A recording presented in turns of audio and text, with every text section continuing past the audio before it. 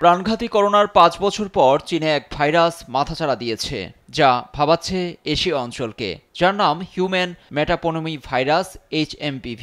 ছড়িয়ে পড়ছে দ্রুত, বিশেষ করে চীনের উত্তরাঞ্চলে সংক্রমণের মাত্রা নিয়ে বাড়ছে উদ্বেগ।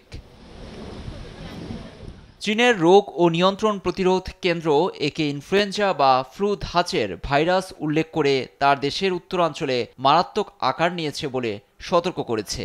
HMPV প্রাণঘাতী কিনা তা স্পষ্ট করেনি বেইজিং, তবে সব বয়সী মানুষকে সহজেই কাবু করতে পারে, বিশেষ করে শিশুদের, ফলে জনস্বাস্থ্যে বাড়ছে উৎকণ্ঠা। চীনের সামাজিক মাধ্যম একে জটিল হিসেবে বর্ণনা করেছে। দেশের অভ্যন্তরে এ নিয়ে কিছু একটা লুকোচুরি চলছে, যদিও চীন এ সংক্রান্ত জরুরি স্বাস্থ্য অবস্থা ঘোষণা না করলেও গভীর দৃষ্টি রেখেছে বিশ্ব স্বাস্থ্য সংস্থা। কেননা 2019-এর ডিসেম্বরে উহানে যখন করোনা ভাইরাস ছড়িয়েছিল, সে সময় কিছুদিন লুকোচুরি করে শি জিনপিং সরকার। পরিস্থিতি নিয়ন্ত্রণের বাইরে গেলে ভুগতে হয় পুরো বিশ্বকে। HMPVর সংক্রমণ বাড়তে থাকলে চীন তার দেশে যে কোনো সময় জরুরি সতর্কতা জারি করতে পারে। হংকংয়েও বেশ কয়েকজন শনাক্ত হয়েছেন। ধারণা করা হচ্ছে জাপানেও ছড়াচ্ছে এই ফ্লু।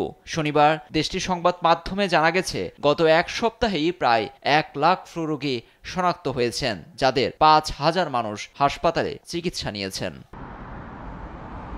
গেল কয়েকদিন চীন জুড়ে শ্বাসকষ্টজনিত অসুস্থতার আকস্মিক বৃদ্ধি ঘটেছে, যা মানুষকে করোনা ভাইরাস মহামারীর কথা মনে করিয়ে দিচ্ছে। অন্যান্য দেশের মতো ভারতও রয়েছে সতর্ক অবস্থানে। স্বাস্থ্য বিভাগের পরিচালক অতুল গোয়াল মনে করেন, শ্বাস প্রশ্বাসজনিত সমস্যা ছোট করে দেখার উপায় নেই। জটিলতা দেখা দিলে দ্রুত চিকিৎসকের শরণাপন্নের পরামর্শ তার।